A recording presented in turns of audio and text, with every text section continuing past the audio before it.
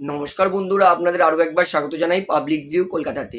বন্ধুরা, এই ভিডিওটিতে আইএসএল ইন্ডিয়ান ফুটবল নিয়ে কিছু গুরুত্বপূর্ণ আপডেট দেবো। তার পাশাপাশি ওয়ার্ল্ড কাপ নিয়েও কিছু বলার আছে। যেমন মোহনবাগান নতুন কোন বিদেশি সই করবে, ইস্ট বেঙ্গল তাদের কোচ অস্কার ব্রুজন থাকতে চাইছে না, কি বলছেন, মোহনবাগান দলের হেড কোচ কে হতে পারে, মোহনবাগান দলের প্রায়োরিটি কি, আজকে ফুটবল বিশ্বকাপে কার কার ম্যাচ আছে, গতকাল কে খেলবে, আরও কিন্তু অনেক কিছু গুরুত্বপূর্ণ আপডেট দেবো। তাই বলতেই পারি ভিডিওটা খুবই গুরুত্বপূর্ণ হবে, শেষ পর্যন্ত দেখবেন। এবং যারা চ্যানেল নতুন আছেন সকলকে একটা অনুরোধ করে রাখবো, যেহেতু এখানে আপনার খেলার সমস্ত রকম আপডেটস পেয়ে যাবেন, তারা অবশ্যই পাবলিক ভিউ কলকাতা চ্যানেলটিকে সাবস্ক্রাইব করে বেল আইকন প্রেস করে অল করে রাখবেন। তাহলে বন্ধুরা, সবার প্রথমে বলি, আইএসএল খেলবে মোহামেডান এসসি, এইটা বলছে হুমায়ুন কবির। গতকাল প্রেস কনফারেন্সে হুমায়ুন কবির তিনি বলেছেন যে ঘাবড়ানোর চিন্তা করার কোনো কারণ নেই, মোহামেডান ফ্যান্সদের, আইএসএলে মোহামেডান খেলবে। তো আমি তো সত্যি অবাক হয়ে যাচ্ছি, মোহামেডান কীভাবে আইএসএল খেলবে। কারণ এআইএফএফ তারা কিন্তু ফিফা এবং এএফসির নতুন নিয়ম অনুযায়ী রেলিগেশন প্রমোশন চালু করে দিয়েছে। তাই যেহেতু লাস্ট সিজন মোহামেডান সব থেকে জঘন্য, আইএসএল এর গোটা ইতিহাসে সব থেকে জঘন্য ফুটবল খেলার পরে মোহামেডান রেলিগেট হবে। তো হুমায়ুন কবির তিনি বলছেন মোহামেডান আইএসএল খেলবে। দেখুন, আমিও চাই মোহামেডান আইএসএল খেলুক, এতে এক ফোঁটাও সন্দেহ নেই। কিন্তু একটা জিনিস আমিও বলতে চাই যে মোহামেডান তারা যে ফুটবলটা খেলেছে লাস্ট সিজন, এই ফুটবল খেলার থেকে আমি মনে করি আইএসএল না খেলাই ভালো। মানে মোহামেডান মানে সমস্ত টিম জানে তারা 3 পয়েন্ট পাবেই, আর গোল কে কত গোল নিতে পারবে সেটা তাদের বোনাস। তো মোহামেডান আইএসএল খেলুক, আমিও মন প্রাণ থেকে চাই। কিন্তু এই রকমভাবে সবাইকে 3 পয়েন্ট দেওয়ার জন্য এরকম আইএসএল আমি মোহামেডানকে কখনোই দেখতে চাই না। আইএসএলে মোহামেডান খেলুক, ভালো দল গঠন করে খেলুক, কম্পিট করুক, হারুক যায় আসে না, কিন্তু অ্যাটলিস্ট কম্পিট করুক, দেখে মনে হবে যে না মোহামেডান এই টিমকে আজকে হারিয়ে দিত, ব্যাড লাকের জন্য জিততে পারলো না। তো হুমায়ুন কবির তিনি আশ্বাস দিয়েছেন আইএসএল খেলবে মোহামেডান। তো কিভাবে খেলবে সত্যি আমি জানি না, যদি ভিতরবার কোনো কিছু যোগাযোগ করতে পারে সেটা আলাদা কথা। তবে as per rules and regulation Mohammedan তারা কিন্তু রেলিগেট হয়ে আবার আই লিগে যাবে, এটাই কিন্তু বর্তমান আপডেট। এইবার আপনাদেরকে বলি, অস্কার ব্রুজো তিনি কি ইস্টবেঙ্গল দল ছাড়বেন না থাকবেন। অস্কার ব্রুজো তিনি কিন্তু নিজের সিদ্ধান্ত নিতে পারছে না।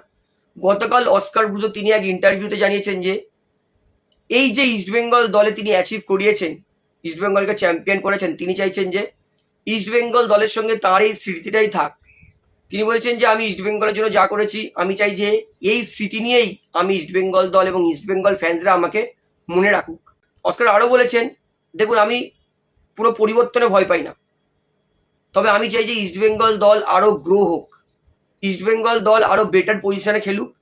তো সেই ভিত্তিতেই ইস্টবেঙ্গল দল আমি ছাড়তে চাইছি, এমনটা কিন্তু বলছেন অস্কার। তাহলে আগামী এক সপ্তাহের মধ্যে কিন্তু আমরা অফিসিয়ালি জেনে যাবো যে অস্কার তিনি সত্যি করে থাকছেন কি না।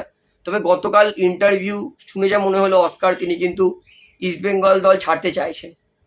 তো আমি ইস্টবেঙ্গল ফ্যান্সদেরকে জিজ্ঞেস করছি যে আপনারা কি চাইছেন অস্কার থাকুক না চলে যাক, সেটা কিন্তু আমাকে অবশ্যই কমেন্টে জানাবেন। এইবারে আপনাদেরকে বলি, আমি এর আগেও বলেছি মোহনবাগান তারা কিন্তু একটা রাইট উইংয়ের প্লেয়ার চাইছে। কারণ বিগত সিজন, তার আগের সিজন, মানে দিন দিন মানবীর সিং এর খেলা যেভাবে পতনের দিকে যাচ্ছে, মোহনবাগান কিন্তু লাস্ট সিজন রাইট উইং থেকে ভালো খেলা কিন্তু অভাব বোধ করেছে। তাই মোহনবাগান তারা কিন্তু মানবীর সিংকে আর রাখতে চাইছে না। তাই মোহনবাগান তাদের টার্গেটে সেরা ভারতীয় রাইট উইঙ্গার। তো এই মুহূর্তে সেরা ভারতীয় রাইট উইঙ্গার কিন্তু রায়ান উইলিয়ামস আছে। তার পাশাপাশি যতদূর জানে গেছি যে লাললেংজোলা ছাংতেই, যেটা আমি আগেও বলেছিলাম যে ছাংতে অবশ্যই মোহনবাগানের টপ প্রায়োরিটি। তো ছাংতেকে অবশ্যই মোহনবাগান নেওয়ার জন্য কিন্তু আপ্রাণ চেষ্টা করছে। যদি মোহনবাগান ছাংতেকে পেয়ে যায় তাহলে মোহনবাগান আর অন্য কোনো দিকে ঝাঁপাবে না। যদি ছাংতেকে না পায় তাহলে মোহনবাগান সেক্ষেত্রে কিন্তু ব্রাইসন ফার্নান্ডেসকে নিতে পারে। ব্রাইসন ফার্নান্ডেসকে নেওয়ার একটা উপায় আছে মোহনবাগানের কাছে ফ্রিতে, যেটা মোহনবাগানকে কোনো ট্রান্সফার ফি দিতে হবে না। সেটা হচ্ছে ব্রাইসনের সঙ্গে এফসি গোয়ার চুক্তি শেষ হবে 31শে জানুয়ারি 2026, মানে এই বছরের লাস্ট অবধি ব্রাইসনের সঙ্গে এফসি গোয়ার চুক্তি আছে। তো মোহনবাগানকে যদি ওয়েট করতে হয় তাহলে কিন্তু এর পরের বছর অর্থাৎ আইএসএল এর মাঝামাঝি ব্রাইসনকে নিলে তাহলে কিন্তু ব্রাইসনের জন্য যে এক্সট্রা 1.5 কোটি টাকা ট্রান্সফার ফি এফসি গোয়াকে দিতে হবে সেটা কিন্তু হবে না। তাই মোহনবাগান অবশ্যই লাললেংজোলা ছাংটে টপ প্রায়োরিটি, সেকেন্ডে ব্রাইসন ফার্নান্ডেস। তবে বলে দিলাম ব্রাইসনকে যদি ফ্রি নিতে হয় তাহলে কিন্তু জানুয়ারি মাসেই কিন্তু মোহনবাগানকে নিতে হবে। তার আগে কিন্তু ব্রাইসনকে নিতে গেলে এক্সট্রা ট্রান্সফার ফি দিতে হবে মোহনবাগানকে এফসি গোয়া দলকে। তো মোহনবাগান দলে আপনি কাকে দেখতে চান, রায়ান উইলিয়ামস, লালেংজোলা ছাংটে না ব্রাইসন ফার্নান্ডেস, এই 3 ভারতীয়র মধ্যে কে আসলে মোহনবাগানের রাইট উইংটা আরো মজবুত হবে সেটা কিন্তু আমাকে অবশ্যই কমেন্টে জানাবেন। পাশাপাশি মোহনবাগান দল তারা কিন্তু চেষ্টা করছে আরো এক ভারতীয় সেন্টার ব্যাক নেওয়ার, এটা কিন্তু পারামভীর তিনি কিন্তু লাস্ট সিজন দুর্দান্ত খেলেছেন, তার আগের সিজনেও পাঞ্জাবের জন্য দুর্দান্ত খেলেছেন। মোহনবাগান লাস্ট সিজনেও চেষ্টা করেছিল কিন্তু ট্রান্সফার ফির জন্য মোহনবাগান নিতে পারিনি। তবে এই সিজন পারামভীরের কিন্তু চুক্তি শেষ হচ্ছে পাঞ্জাবের সঙ্গে, সেই জন্য মোহনবাগান কিন্তু পারামভীরকে নেওয়ার চিন্তাভাবনা করছে। সত্যি বলতে আনোয়ার আলী চলে যাওয়ার পর মোহনবাগানের কিন্তু একটা ভারতীয় সেন্টার ব্যাকের অভাব রয়েই গেছে। দেখুন Anwar Ali no doubt world class player, ভালো ভারতীয় ডিফেন্ডার, এতে কোনো সন্দেহ নেই। একটা ভালো প্লেয়ার যেখানে ভারতে অত ভালো ভালো প্লেয়ার নেই, সেখানে আনোয়ারের মতো ভালো প্লেয়ার চলে যাওয়ার অভাব পূরণ করা কিন্তু সত্যিই ডিফিকাল্ট। তবে পারামভীর তার যেরকম পোটেনশিয়াল আমরা আইএসএলে দেখেছি, অনায়াসেই বলতে পারি আনোয়ার আলীর অভাব কিন্তু তিনি পূরণ করে দিতে পারেন। তাই মোহনবাগান তাদের কিন্তু top most priority centre back ভারতীয়, সেটা কিন্তু পারামভীর। তো দেখা যাক মোহনবাগান পারামভীরকে নিতে পারে কিনা। তবে মোহনবাগান কিন্তু আপ্রাণ চেষ্টা করবে নেওয়ার, এতে কিন্তু এক ফোঁটাও সন্দেহ নেই। এইবারে বলি, মোহনবাগান দল আরও একবার কিন্তু বিশ্বকাপার অ্যাটাকিং মিডফিল্ডার নিতে চলেছে। হ্যাঁ, 2026 ফিফা ওয়ার্ল্ড কাপ থেকে মোহনবাগান একটা অ্যাটাকিং মিডফিল্ডার বা তার এজেন্টের সঙ্গে কথাবার্তা চালাচ্ছে এই প্লেয়ারকে নিতে পারে, সেটা ডিআর কঙ্গো দেশের অ্যাটাকিং মিডফিল্ডার, এরকম কিন্তু জানতে পেরেছি। তবে এক্স্যাক্ট নাম সেটা কিন্তু এই মুহূর্তে জানতে পারিনি। তবে ডিআর কঙ্গোতে বর্তমানে 4টে অ্যাটাকিং মিডফিল্ডার আছে। একটা অ্যাটাকিং মিডফিল্ডার 1,20,00,000, আমার মনে হয় না তাকে মোহনবাগান নিতে চাইবে, হতেও পারে। আর একটা আছে 2 কোটি, আর একটা আছে 12 কোটি, আর একটা আছে 16 কোটি। তো এর মধ্যে কাকে মোহনবাগান নেবে সেটা কিন্তু দেখার বিষয় আছে। ডিআর কঙ্গো তারা কিন্তু কালকে রাত্রিবেলায় পর্তুগালের বিরুদ্ধে প্রথম ম্যাচ খেলতে নামবে। মোহনবাগান ফ্যান্স অবশ্যই কিন্তু সেই ম্যাচে চোখ রাখবেন, কারণ ডিআর কঙ্গোর কোনো এক প্লেয়ারের সঙ্গে কিন্তু যত জানতে পেরেছে এটা কিন্তু এখনো পুরোপুরি কনফার্ম বলছি না যে এই দেশের প্লেয়ারকে নেবেই। তো মোহনবাগান তারা কিন্তু তাদের অবশ্যই টপ মোস্ট প্রায়োরিটি কিন্তু একটা ওয়ার্ল্ড কাপার অ্যাটাকিং মিডফিল্ডার। যদি না হয় তাহলে তো মোহনবাগানের কাছে হুগো বুমোসের অপশান আছেই। হুগো তিনি কিন্তু লাস্ট সিজন ভালো খেলেছেন ইন্দোনেশিয়া লিগে, সেখানে কিন্তু হুগো বুমোস তিনি কিন্তু গোল অ্যাসিস্ট দুটোই করেছেন। তো যদি ওয়ার্ল্ড কাপারের অপশান মোহনবাগান যদি ফুলফিল না করতে পারে তাহলে কিন্তু মোহনবাগানের কাছে আরও একটা অপশান তো হুগো বুমোস আছেই।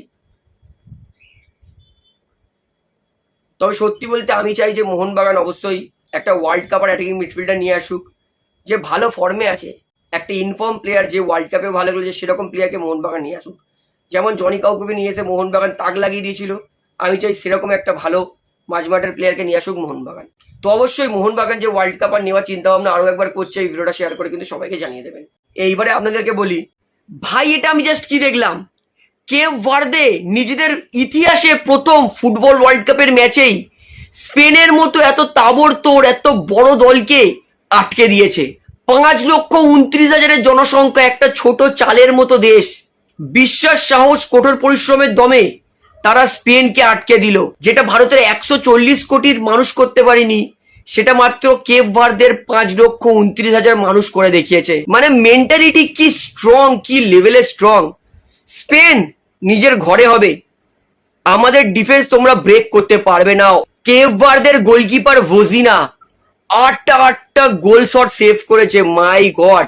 হ্যাঁ মানছি স্পেন গোলের সুযোগ মিস করেছে, কিন্তু কেপ ভার্দে দেখিয়েছে যে ভাই আমাদের ডিফেন্স তৎপর। 21টা শট করেছে স্পেন, কিন্তু গোল করতে পারিনি। 74% বল পজিশন, তা সত্ত্বেও গোল করতে পারিনি। 11টা কর্নার। ভাই কেপ ভার্দে স্যালুট জানাচ্ছি ভাই তাদের মেন্টালিটির জন্য। এই ম্যাচটা যে ড্র করতে পেরেছে কেপ ভার্দে, এইটা কিন্তু তাদের জন্য জয় ছাড়া কিছু নয়। মানে ফুটবল ওয়ার্ল্ড কাপের প্রথম ম্যাচ স্পেনের বিরুদ্ধে খেলছে এত বড় team, one of the favourite এই ওয়ার্ল্ড কাপে, তাদেরকে 0-0 আটকে দিয়েছে। ভাই এই জন্যই ফুটবল ওয়ার্ল্ড কাপ আমরা এত ভালোবাসি, যে ছোটখাটো দলও বড় বড় দলকে আটকে দেওয়ার ক্ষমতা রাখে। আর আজকে দেখিয়ে দিয়েছে একটা ছোট্ট চালের দানার মতো দেশ, যার জনসংখ্যা 5,75,000, তাদের চোখে একটা স্বপ্ন ছিল যে আমরা ওয়ার্ল্ড কাপের ইতিহাস গড়ব, এমন কিছু করব যে আমরা সবাইকে দেখিয়ে আসব যে হ্যাঁ আমরা ওয়ার্ল্ড কাপ পার্টিসিপেট নয়, ওয়ার্ল্ড কাপে নিজেদের ছাপ রেখে যেতে এসেছি। আর সেটা কেপ ভার্দে করেছে। আমার জন্য আজকে কেপ ভার্দের গোলকিপার ভোজিনা তিনি অবশ্যই প্লেয়ার অফ দ্য ম্যাচ, এবং অবশ্যই ডিফেন্ডার লোপেস এবং ড্যানলি, এদের দুজনের প্রশংসা করব। অবিশ্বাস্যকর সাপোর্টিং করেছেন এরা।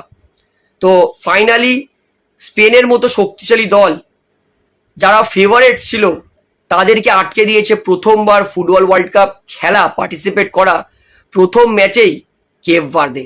বা এই জন্যই ফুটবল ওয়ার্ল্ড কাপ আমরা এত ভালোবাসি। অবশ্যই ভিডিওটা শেয়ার করে সবাইকে জানান যে ছোট দেশ হোক অথবা বড় দেশ হোক, বিশ্বাস, ডেডিকেশন, সাহস থাকলেই যেটা ইন্ডিয়া করতে পারে না সেটা 5,75,000-এর একটা ছোট্ট দেশ কেপ ভার্দে করে দেখিয়েছে। এটাই জন্য আমি খুব খুশি। আজকে কিন্তু রাত 12:30টায় ফ্রান্স, কিলিয়ান এমবাপে তিনি খেলতে নামছেন সেনেগাল সাদিও মানের বিরুদ্ধে রাত 12:30টায়। কালকেরে মানে আজ রাত 12:30টায়। গতকাল ভোরবেলায় আর্জেন্টিনা অর্থাৎ Leo Messi LM10 defending champion Argentina তারা খেলতে নামছে আলজেরিয়ার বিরুদ্ধে। এবং রাত্রেবেলায় বস CR7 তিনি কিন্তু খেলতে নামছেন DR কঙ্গোর বিরুদ্ধে গতকাল রাত 10:30টার সময়। অবশ্যই সবাই কিন্তু এই সমস্ত 3টে বড় ম্যাচে চোখ রাখবেন। তাহলে বন্ধুরা ভিডিওটা শেষ করছি। আশা করি ভালো লাগলে, তো ভিডিওটা ভালো লাগলে অবশ্যই লাইক করুন, কমেন্ট করুন, শেয়ার করুন এবং চ্যানেল সবাইকে অ্যাক্টিভ করে রাখবো, যেহেতু এখানে আপনারা খেলার সমস্ত রকম আপডেটস পেয়ে যাবেন। তারা অবশ্যই পাবলিক ভিউ কলকাতা চ্যানেলটিকে সাবস্ক্রাইব করে বেল আইকন প্রেস করে রাখবেন। ধন্যবাদ।